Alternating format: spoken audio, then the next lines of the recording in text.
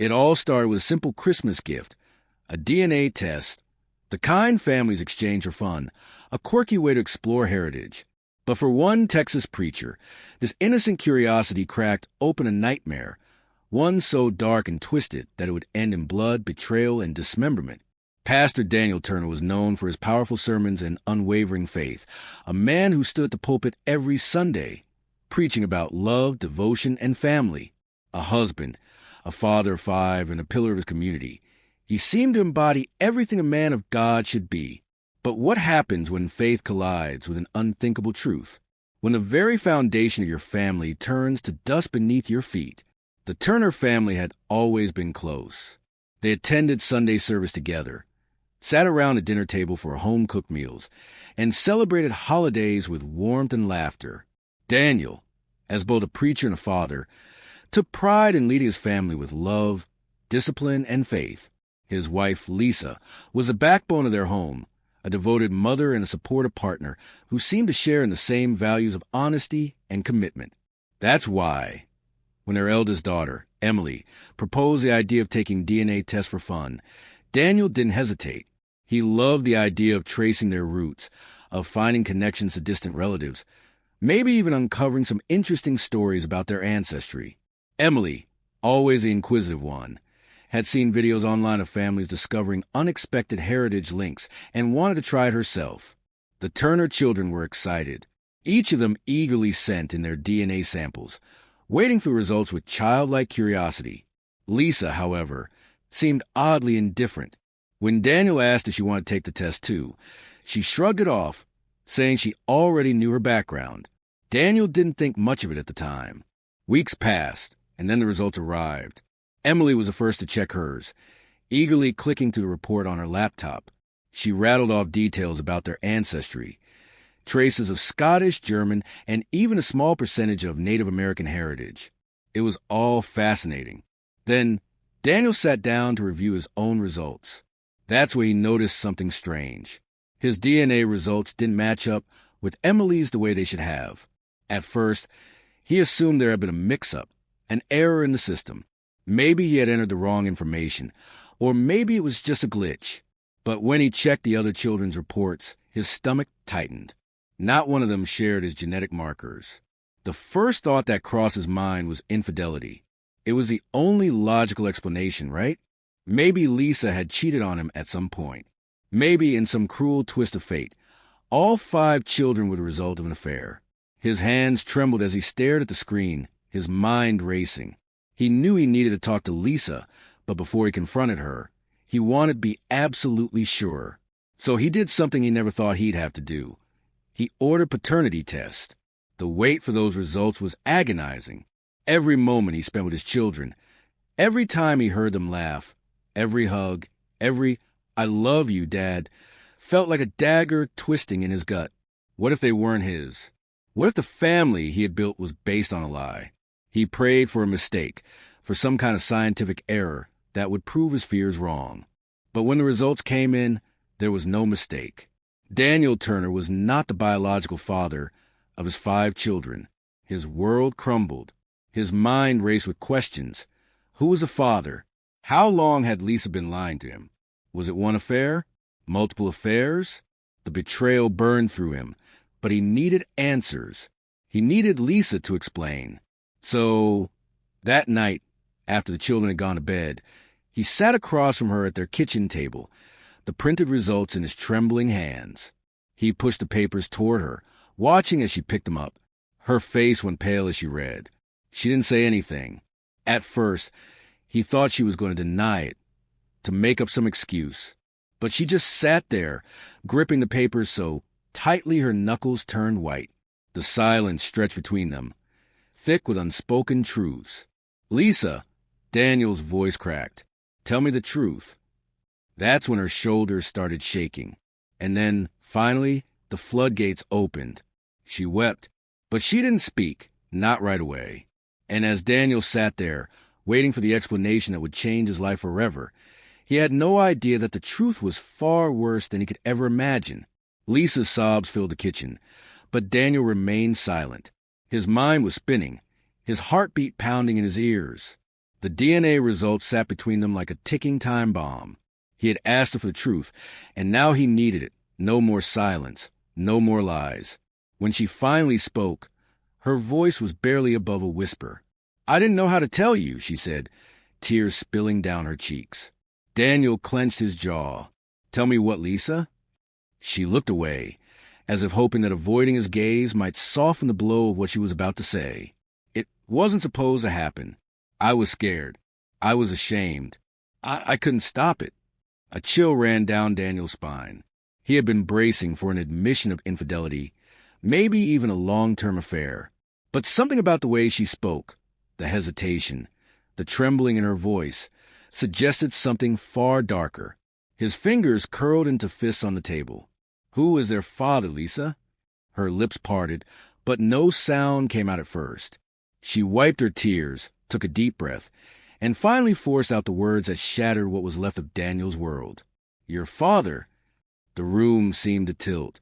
Daniel felt as though he had been punched in the gut, the air sucked from his lungs. He stared at her, waiting for her to take it back, to say she misspoke, that it was some cruel misunderstanding. But Lisa didn't look up. She just sat there, her body shaking, her face a mass of torment. His voice cracked. "My father?" Lisa nodded weakly, her hands gripping the edges of the table, as though it was the only thing keeping her upright. A deep nausea roiled inside him. His father, the man he had looked up to his entire life, a man of respect, of authority, a man who had raised him in the church, taught him how to be a good husband, a good father, the same man who had stood beside him at his wedding, who had held his children as babies, had been their father. "Tell me how this happened," Daniel demanded, his voice eerily calm despite the chaos raging inside him. Lisa squeezed her eyes shut, as if speaking the truth out loud might physically hurt her. "It started before we were even married," she admitted. "I was young. He had a way of making me feel like I had no choice, like it was normal." Daniel's stomach lurched. He wanted to scream, to break something, to wake up from this nightmare. "He told me if I said anything, no one would believe me. He said I'd ruin everything. Ruin you. Ruin our family. Ruin the church." She sniffled, her hands trembling. "I didn't know what to do. I was scared, Daniel. And then, after we got married, it didn't stop." The room felt suffocating. He could barely breathe. Lisa wiped her eyes, her expression filled with shame. "When I got pregnant with Emily, I wanted to believe, desperately, that she was yours, that God would fix it, that maybe it wasn't what I feared." She let out a bitter, broken laugh. "But every pregnancy after that, I knew." Daniel shot up from his chair, so fast it scraped against the floor. His hands found his hair, gripping at the strands as if he could somehow pull himself back to reality. His father had done this. His own father. The weight of it pressed down on him like an iron vice. His children, the children he had raised, loved, protected, they weren't his. "You should have told me," he whispered. His voice lacked anger now. It was just hollow. Lisa flinched as if he had struck her. "I was afraid, Daniel. He made me believe I couldn't tell you, that it would destroy everything. Destroy everything." Daniel let out a bitter laugh, as if this was any better. Lisa took a deep breath and looked up at him, her eyes pleading. "I never wanted this to happen. I swear to you, Daniel, I never wanted this." He didn't know what to say. He couldn't even think. The walls of their home, the very place he had considered a safe haven, suddenly felt foreign. Everything about his life, his family, his identity, it had all been a lie. And yet, as much as he wanted to scream at Lisa, to blame her, to hate her, he knew that she wasn't the only villain in this story. There was one person missing from this conversation. Daniel's father. A man he had trusted, respected, loved. A man who had taken everything from him. As his vision blurred with rage, one thing became clear. This wasn't over. Not yet. Daniel Turner had spent his life believing in divine justice, in the idea that no sin went unseen, that all wrongs would be made right in the eyes of God. But sitting in his kitchen, staring at his wife, no, a stranger, he realized something terrifying. God wasn't coming to fix this. His hands trembled as he paced the room, his breath coming in ragged gasps.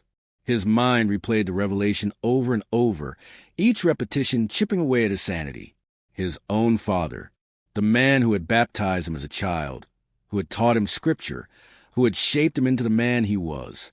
The same father who had violated everything sacred, who had destroyed the very foundation of Daniel's life without a second thought. And Lisa, the woman he had devoted himself to, the mother of his children. She had kept this secret for decades, let him believe a lie, let him love children that weren't even his. His pulse pounded in his ears. Lisa was still crying. "I never wanted to hurt you," she whispered. "Never wanted to." His voice caught, a bitter laugh escaping his lips. His fists clenched at his sides. "You never wanted to hurt me?" His voice rose, the fury he had been trying to contain erupting all at once. "Lisa, you let me. For 20 years, you let me believe they were mine. You stood by while I loved them like they were mine." She flinched, but he didn't care. He was past caring. She reached for him, but he stepped back, disgust twisting in his gut. "Please, Daniel. I was afraid. I was trapped. Trapped." He let out a bitter chuckle. "You were trapped." His nostrils flared. "You could have told me. We could have done something. But no, you let me waste my entire life believing I had a real family." Lisa sobbed harder, her hands trembling as she gripped the table. "I thought I was protecting you." "Protecting me?" His voice cracked, raw and filled with something dangerous. His breathing was uneven now, his body shaking. "Lisa, you didn't protect me. You let me live a lie. You let me be a father to children that weren't mine. You let me think we had a marriage." His throat tightened, the words suffocating him. She was still crying, still shaking. But the more Daniel looked at her, the more he saw someone he didn't recognize. A liar, a coward. His father had done this. His father had made her this way. His father had taken everything from him. A deep, primal rage swelled inside him. He turned, storming out of the kitchen, his mind racing, his hands clenched and unclenched, his chest heaving. He needed to do something. He couldn't just stand here, drowning in the horror of it all. "But, Lisa," she followed him. "Daniel, please," she begged, gripping his arm. "Don't do something you'll regret." His head snapped toward her, his eyes wild. "Regret?" He let out a humorless laugh. "Lisa, I regret everything." He pulled away from her grip, his entire body rigid. He needed to think. He needed space. But Lisa wasn't finished. "Daniel," she pleaded, stepping in front of him. We can figure this out. Please."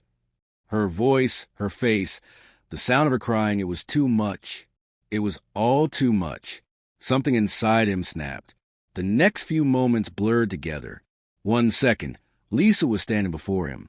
The next, his hands were on her.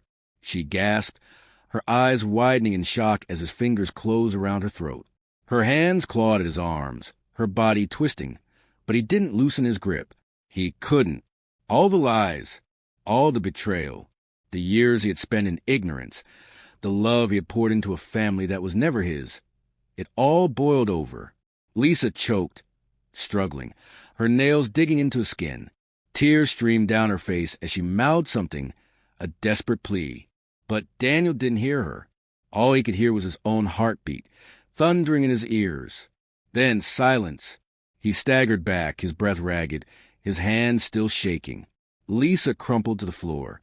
His chest rose and fell rapidly. The weight of what he had done settled on him like a stone. And then, slowly, horrifyingly, the realization hit. There was no going back. Daniel stood frozen, his breath coming in short, ragged gasps as he stared at Lisa's lifeless body. His hands still trembled, the warmth of her skin lingering on his fingertips. His mind screamed at him to move, to do something, but he was paralyzed. This wasn't supposed to happen. For all the anger, all the betrayal, he hadn't planned this. He hadn't meant for this to happen. But it had. And now, there was no undoing it. The weight of his actions bore down on him, crushing, suffocating. Panic surged through his veins. His heart pounded in his chest as his eyes darted around the room. His mind raced through every possible outcome. every consequence. What have I done? The reality was inescapable. He had killed his wife. If anyone found out, everything would be over. His reputation, his family, his life. The thought of the police storming into his house, of being led away in handcuffs, of his children learning the truth. It sent a cold shiver down his spine. He had spent his life preaching about sin, about repentance, about divine justice. And yet, here he was, standing over his wife's dead body, contemplating his next move not as a man of God, but as a man desperate to save himself. I can't let this ruin me. That thought snapped him into motion. He forced himself to breathe, to think rationally. No one knew what had happened. The children were asleep upstairs. There had been no screams, no struggle loud enough to wake them. He still had control. His hands moved before his mind fully caught up. He grabbed Lisa's body under the arms and dragged her across the floor, his muscles burning with effort. The dead weight was heavier than he expected, awkward and limp. He gritted his teeth and pulled harder, his breath coming in sharp, strained bursts. The garage. That was a first step. He yanked open the door, leading to the garage, dragging Lisa's body inside. His eyes landed on a large, heavy-duty workbench against the wall. It was cluttered with tools, wrenches, hammers, saws. And then his gaze locked onto the one thing that made his stomach turn. A hacksaw. For a moment, he hesitated. The very thought of what he was about to do made bile rise in his throat. He had performed countless funerals, stood beside grieving families as they mourned their loved ones. He had spoken of the sacredness of the body, of the importance of dignity in death. And now, he was about to desecrate the woman he had once loved. But there was no other way. His hands were unsteady as he reached for the saw, its cold metal handle sending a chill through his fingers. He swallowed hard, forcing himself to block out the horror of what he was about to do. He told himself it was just a body now, just a body. He started with her arms. The sound of the blade slicing through flesh and bone was sickening, the vibrations running up his arm and into his very core. He clenched his jaw, swallowing back the nausea as he worked methodically, focusing only on the task at hand, piece by piece. Every second felt like an eternity, but he didn't stop. He couldn't stop. His clothes were soaked in sweat, his muscles screaming in protest, but he kept going, his movements mechanical, detached. When it was finally done, he stepped back, staring at the remains of the woman who had been his wife. His stomach lurched, but he forced it down. There was no time for weakness. Now came the next part. He retrieved garbage bags from under the sink, double-layering them before carefully placing the pieces inside. He worked quickly, methodically, tying each one tightly before placing in the trunk of his car. He cleaned the garage as best he could, scrubbing away every trace of what had happened.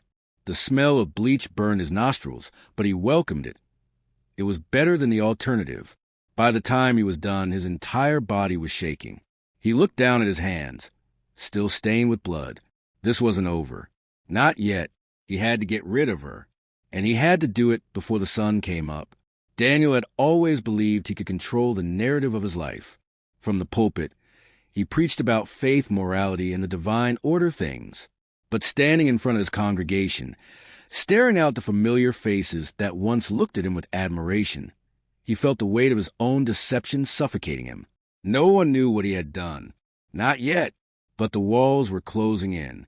It had been days since he disposed of Lisa's remains.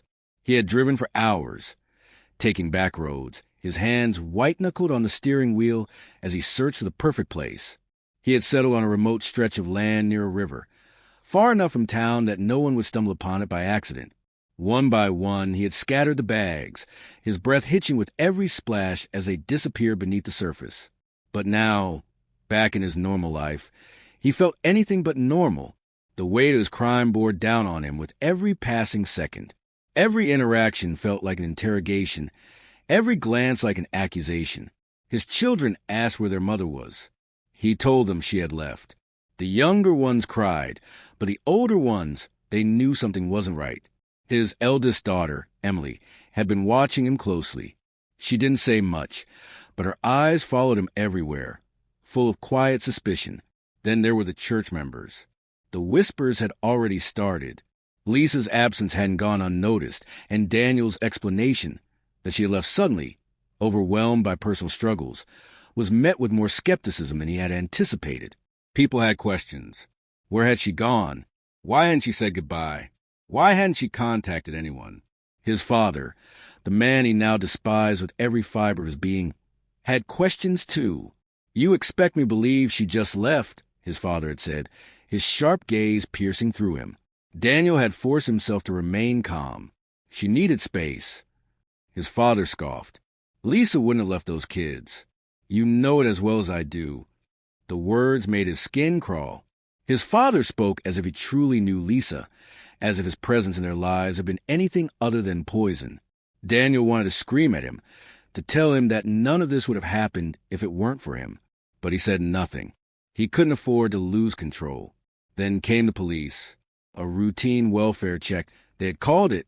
A few officers showed up at his door, polite but firm, asking about Lisa's whereabouts. A friend had reported her missing. Daniel played his part well. He feigned concern, spoke of how difficult things had been for Lisa, how she had been struggling emotionally. He wove a careful story, one laced with just enough truth to make it believable. "She took some time away," he said, his voice steady. "I don't know where she went, but I'm praying for her return." The officers took notes, nodded, and left. But Daniel knew it was only the beginning. Each day that passed without Lisa resurfacing brought more scrutiny, more questions. The congregation whispered behind his back. His children withdrew from him, their eyes full of unspoken fears. And then the nightmares began. He would wake in a cold sweat, Lisa's voice echoing in his ears. Sometimes she was screaming. Other times, she was just standing there, staring at him with those haunted eyes. The exhaustion was wearing him down. He forgot things, simple things. He missed appointments. He stumbled over his words during sermons. He wasn't himself, and people noticed. The walls were closing in, and soon there would be nowhere left to run. Daniel had spent his life delivering sermons about truth, redemption, and the consequences of sin. But now, standing in the cold, sterile interrogation room, it was his own sins that had finally caught up with him. The walls felt smaller than they should have, the air thick with the weight of everything he had done. Across from him sat Detective Harris, a man with years of experience unraveling the lives of desperate men. His expression was unreadable, but his eyes were sharp, dissecting Daniel with every glance. "We know, Daniel." The detective's voice was calm, measured. "We know Lisa didn't leave on her own." Daniel's mouth felt dry. "I already told you." Harris leaned forward, folding his hands on the table. "You told us she was struggling, that she needed space. But no credit card activity, no phone calls, no messages? That's not someone who left town. That's someone who's gone." Daniel felt his heartbeat hammer against his ribs. He had rehearsed his lies over and over, but under the weight of reality, they felt flimsy, paper-thin. Then Harris dropped the final blow. "We found the remains, Daniel." For a moment, time seemed to stop. His breath hitched, his vision blurred. He had been so careful. The river, the remote location, and yet it hadn't been enough. DNA confirmed it this morning, Harris continued. "We also found the saw. You tried to clean up, but forensic teams are very good at their jobs." He tilted his head slightly. "And do you know what else we have?" Daniel didn't answer. He couldn't. Harris slid a folder across the table. Inside were photos, grainy black and white images from a gas station security camera. Daniel's car, the night of Lisa's disappearance. "Someone saw you," Harris said, his voice almost gentle. "You were spotted dumping the bags. We have multiple witnesses who can confirm you were out there that night." He exhaled. "It's over, Daniel." Daniel's head dropped into his hands. There was nothing left to deny, no story that could save him now.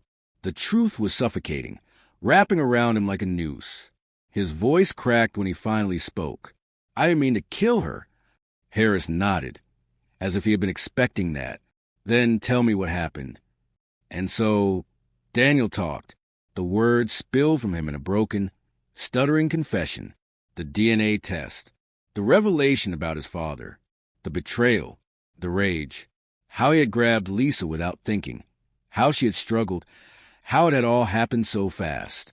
How panic had driven him to the unspeakable act of dismembering her body, of scattering her remains like garbage in a desperate attempt to erase his crime.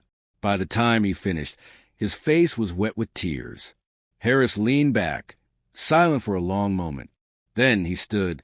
"I appreciate your honesty, Daniel," he said, "but it won't save you." A few weeks later, Daniel sat in a courtroom, wearing a suit that hung looser than it used to. The weight of his crimes had taken a toll on him. His congregation was there, but they didn't meet his eyes. His children, once his greatest pride, sat on the other side of the room, their faces blank, unreadable. The prosecution painted him as a cold-blooded killer. The defense tried to argue that it had been a crime of passion, that grief and betrayal had shattered his judgment. None of it mattered. The jury deliberated for only 4 hours. When they returned, the foreman stood and spoke the words that sealed Daniel's fate. Guilty. Lisa's family wept. His own children stared at him with hollow eyes. And Daniel, for the first time in weeks, he felt something almost like relief. Because at least now, there were no more lies. The case of Daniel is one that will be remembered not just for brutality, but for the staggering betrayal that led to it. A man who had once been a pillar of his community, a trusted preacher, a father of 5, was ultimately undone by the very things he had preached against: secrets, lies, and sin. Lisa didn't deserve what happened to her. She was a devoted mother, a woman who believed in her husband, trusted him, and built a life around the family they had created together. In the end, her only crime was being caught in a web of deception that ran deeper than she ever could have imagined. And what about the children? 5 innocent lives forever altered, caught between the horror of their mother's murder and the reality of their father's guilt. How do you reconcile the man who tucked you in at night with the monster who took your mother's life? How do you move forward when the very foundation of your world has been shattered? Then there's the man at the center of it all, Daniel. It's easy to see him as a villain, and in many ways he is. He took a life. He destroyed his family. He used his faith not as a moral compass, but as a mask to hide his darkest impulses. But at the same time, one has to wonder, was this always inside of him, waiting for the right moment to surface? Or was it the devastating revelation about his father that pushed him over the edge? Perhaps the most unsettling part of this case is the fact that had Daniel made a different choice, had he walked away that night, had he taken time to process his anger instead of acting on it, Lisa might still be alive. His children might still have both parents. His congregation might still have their preacher. But choices have consequences. And in Daniel's case, those consequences will last a lifetime. Now he sits in a prison cell, stripped of everything he once had. No pulpit to stand behind. No congregation to listen. No family to go home to. Only the 4 walls of his cell and the unbearable weight of knowing that he put himself there. Justice was served, but there is no true closure in a case like this. A mother is gone. A father is imprisoned. A family is left to pick up the pieces of a nightmare they never saw coming.